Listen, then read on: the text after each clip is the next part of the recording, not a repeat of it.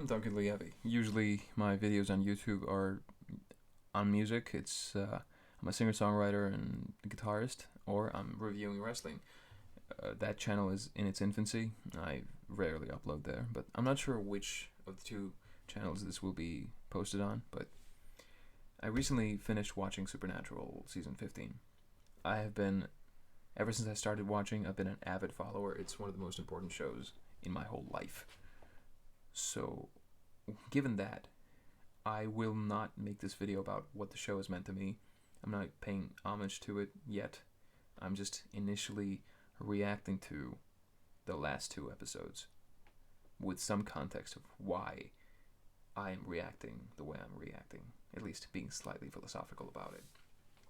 So here's the context. Last year, it was announced out of the blue that Supernatural Season 15 would be the last season of the show. This is on the heels of multiple reports, as far as I can recall, that the show had a lot of legs on it, and there was no indication, no end in sight. Mark Pedowitz had always claimed that as long as the ratings of the show hold up, and as long as the two main actors, Jensen Ackles and Jared Padalecki, want to do the show will go on. So as a very dedicated fan, I was not ready to hear that announcement, but I did, and I chose to react like a child. I know all good things must end and all that grown-up stuff, but I don't want Supernatural to ever end. I'm one of those people, and I'm happy to be one of those people. And I was happy to feel the sting of betrayal when this video was made. Of course, Jared and Jensen made it a point to upload a video on Twitter to announce this, and great. I mean, I realize that they have lives outside Supernatural, and they want to take up projects. They want to spend more time home. It's all justifiable. It's reasonable. It's wise. But my main gripe was they did not prepare us. If leading up to even season 12, they said, I think we're winding down, but there are still a lot of fleshy storylines, meaty storylines to be explored, I would have been fine. Around the end of, I think, when they reached 300 episodes, even then they were talking of, oh yeah, we could go on forever, season 20 and beyond, it's possible. Either don't say that, or don't tease that, or be realistic, like I said. That we have a finish line or a time frame around which we would like to wrap things up. Just do that. So that's why I was really actually enraged internally. I didn't explode because of the rage or anything. I felt betrayed. So I was watching the whole season with that in mind. I was not urgently looking for all the episodes and watching them the day they aired. I let it store. I had a collection of episodes that I had not watched, and then watched them in a flow when I realized, okay, the show is going to end anyway, so I better get on the train and finish it around the time that it should. So leading up to the 19th episode, which is the season finale, and the 20th one, the one I just watched half an hour ago, that is the series finale. So leading up to to episode 19, I was not satisfied with the story arc. I wanted to, but I just wasn't. I thought the show is not changing up anything. It's just another season, in that they had a lot of episodes which were separate from the main narrative. A lot of cases of the week, some characters dying, but you know that some characters just won't die, and some just the formula was the exact same thing. And given the magnitude of the problem that God is killing off entire worlds, to get back at Sam and Dean, the only incarnation of Sam and Dean that refused to follow his gospel, essentially, the way he wants things to go, Sam and Dean of Earth are the ones who say, no, we want to be free from this web, or from this blueprint that you have made for our lives. So to get back at them, he kills all the other worlds. And that is your problem that you have to solve in this season. They did not do nearly enough to justify a lot of the things that happened. I could have predicted at the beginning of the season that, probably the one to die first among the main three, the Holy Trinity of Supernatural, aside from the brothers, would be Castiel. Sure, that would be the sacrifice, and they teased it. That is one death that I'm happy with. because I could apply logic to it, and I had a bit of problem to see how Cass would be happy before Chuck is dead, but given how deep they made the connection between Cass and Dean, I bought it, and then Cass died. That was sad but beautiful. And as for the acting, A+ for almost all of them. Sam, A, and the others, A+. And Jack is too young to play God. But, I mean, I know how Supernatural works, so I'm not going to hang my head on that one. Anyway, I am also not too happy with how Death was handled. Well, one cut of the scythe, and Death was essentially dead. That wound was going to be fatal, and she wanted to kill Dean. But then the Empty was summoned, and then the Empty took with it Billy, and Castiel. What happens with the Empty after that? Do we get any indication of the changes to the Empty because Billy's there, or because Cass has been brought up there? The actress who played Meg is now playing the embodiment of the Empty. What happens in the Empty now? Are the rules changed of what happens when angels die? What is the whole concept? I wanted to know more about these territories that were constructed along the way to supply narratives. I was not happy that Crowley was not mentioned at all. There was a 3-second snippet of him in one of the montages that rolled during these two monumental episodes. But anyway, what else? Jack has been the most convenient plot device for the show ever since he occurred on the show. His connection with Cass has been great. I think when he shares screen time with Cass is when you can believe him the most as a character.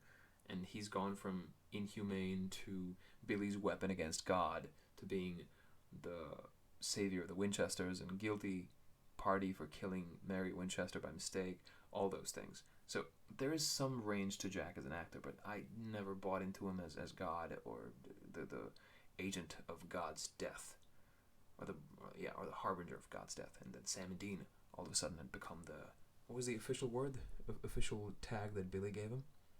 The messengers of God's destruction. I wanted this to be a thing by mid-season, and they make it a thing toward the absolute end. It's strange because in a way they left all these important things for the very end, when they could have teased these things, foreshadowed some things, so we could be left a little bit more on the edge of our seats. We knew the show was ending, and that is why a lot of us watched. But the quality of the show was not up to scratch. Maybe it's something that I'm initially feeling, but I was very detached even after the end of the 19th episode, for some reason. Why?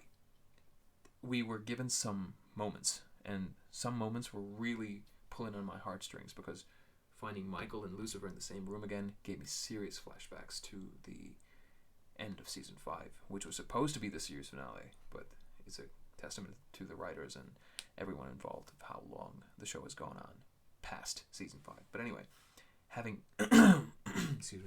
Lucifer and Michael in the same room together again was very nostalgic, and regardless of how much I agreed or disagreed or loved what was going on, I absolutely caught on to that scene in which you have Lucifer trying to recruit or trying to steal the Book of Death, which includes God's fate, which has in it God's fate. So Lucifer is acting on behalf of God, on behalf of Chuck, to get the book and give it back to him. I thought that story made a lot of sense, because Lucifer has been programmed as this rebel, but then and then he was trying to act on God's behalf because God scripted it that way. So we got another Lucifer and Michael moment, but then Michael stabs the brothers in the back, figuratively, by turning on them when he informed God of what was up. And then God knew that whatever spell that Sam and Dean were going to cast was not going to work. He made sure of that. At the end, of course, God, following his evil God storyline, kills Michael as well. And then it happens. The big payoff for this entire more than year-long story is paid off by simply having who? The ticking time bomb. Jack is again your savior, because he is now become, after being rescued from the empty, he has now become this power vacuum. He picks on power. When he's walking down the street and there's a plant there, the plant will get shriveled up and wrinkled, or not wrinkled, shrivel up and die, because he's deriving all the power from the plant. So the suggestion here, the concept here, is that Jack is absorbing all power from these sources, which is given one episode to breathe that entire possibility. At the end, when God believes he's won, he beats the crap out of Sam and Dean. He's breaking bones, ligaments, tearing everything, just completely obliterating Sam and Dean. And Jack, unsuspectingly, is absorbing all this power, and then he defeats God. Essentially, he does not even defeat God. He just rids God of all his power, and then Jack becomes God. A Nephilim, a son of a demon, a son of the devil, and an angel and a human combined to make Jack, and that is the new God, which is theoretically a good concept, but Jack is way too immature to be God, and they suggested that he's going to be a good God. I don't know. There's not enough to suggest that he will be a good God or a bad God. I wanted to see him as God. He just disappeared, which is fine, I suppose, because they want him to be a less participatory God, which is fine. And then we come to the series finale. I was very... How do I put this? I was very negative approaching this episode, because what I would have had is the entire cast having flashbacks of some important pivotal moments, but instead they went for a very simplistic approach. The first case that they have, well, I'm not sure, but it seemed like it. The first case that they have after the neutralization of God, the first case after that is that they're tracking down vampires. And they hunt the nest, and they kill off the entire nest, but in the scuffle, Dean is pushed against a wall, and that wall has a massive nail sticking out of it, so that nail pierces Dean's torso, and that causes Dean to die on Earth. And then Sam and Dean have a very emotional back and forth, in which Dean says that he's proud of Sam, and they milk that moment a lot, that, hey, don't bring me back, and Sam won't, and you just know he won't because it's the last episode of the whole show. And this happens around the midway point of the show, so I'm guessing as to what's going to happen, and for the most part I predict correctly. The only actual callback that they have is Jim Beaver reprising his role as Bobby, Earth 1 Bobby, original Bobby, no Apocalypse World Bobby, none of that, just the original Bobby returns in Dean's heaven. Apparently Jack has made some changes to heaven, and heaven is no longer reliving your greatest hits, but rather the heaven you deserve, the life you deserve. Everyone's together, they have family, they can do whatever they want, they're happy and peaceful. So that's the new heaven. That is probably the most satisfactory 5 minutes I had in this whole episode. And I liked it. I liked the concept. Cass helped us apparently as well. But then again, if you mention Cass, you have to mention what happened to Cass in the empty. Did Jack get Cass back from the empty and deleted the empty as a whole? What is the empty now? Where is Chuck? What is Chuck doing? Chuck was not mentioned in this whole episode. Neither was Cass, really. What has gone on with Cass, or any of the demons, any of what happens to angels and demons? What's the fate of hell?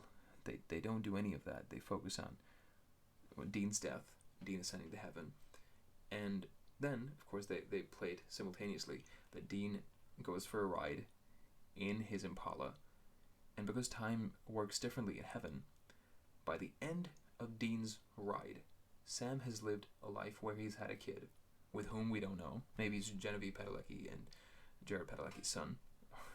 No. But he has a son. He raises the son. Sam has a good life. He places his hands on the Impala on Earth to get get a flashback of his brother to commemorate his brother, whatever. And then he dies a natural death. And at his bedside, his son is comforting him, and then he repeats to Sam the lines that Sam had said to Dean when Dean died, which is, "It's okay. You can go now." And as far as emotional scenes go, what kind of a stupid, or rather, what kind of a heinous thing is that to say to someone you really care about? I don't care about destiny and all these, "oh, you can go now, it's all okay." No, I know what they're trying to do, but it's a horrible thing to say. I would never tell anybody who's at their deathbed, be it a friend, family, whatever. I hope I never have to, but if I have to, I'm not going to say, "it's okay, you can go now." You can go now. The sentence essentially means that you are no longer needed here. You're dismissed. And who the hell am I to say that? Especially to someone I love, someone I care about. I'm not going to do that. So those two lines being repeated, featuring in two very specific and pivotal moments, Dean's death on Earth and then Sam's death on Earth, I was completely taken out of any emotional energy that was supposed to emanate from that. Even though they were playing the song "Carry On My Wayward Son" during the whole montage, which was nice, which was a nice callback. I needed more callbacks because that is what they were hoping to do, but the narrative was not strong enough, so I would have loved it if they actually made me buy into the whole nostalgia of it. It would have been more incredible. How it was great to have Mary and John back during Mary's return to the show as well. That was effective because that was emotional, got me all warm and fuzzy, but the legacy of those two characters lives on in the show, but they're also sharing screen time together, so it was really, really important and memorable and done well. But this, on the other hand, it had no foreshadowing, none of that. It was completely separate. You just had Dean's death, Sam's death, and then Heaven. And Heaven was great. I loved Heaven.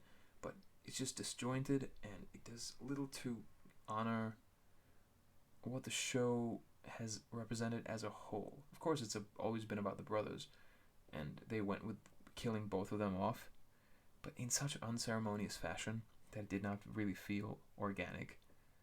I wish they had either taken another season, or they would have managed this differently.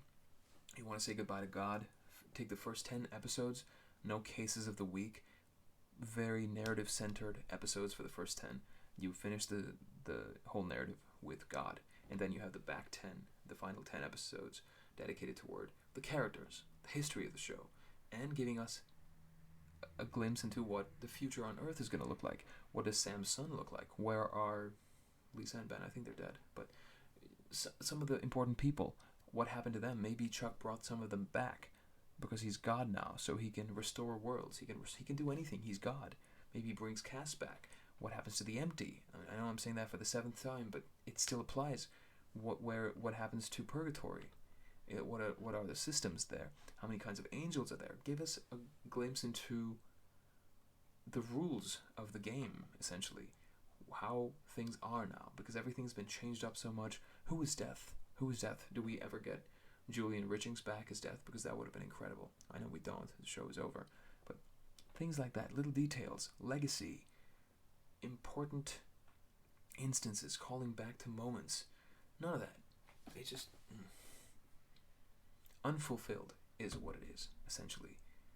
And soon the disappointment will go away, because I was not expecting a whole lot from it to begin with, because of my initial gripes with how they handled the announcement and how I chose to receive it, of course. So it's still my fault, but it tempers my expectations, which is good, because otherwise I would have been more outraged, even though it could be argued that I'm still a pretty bitter man about this right now.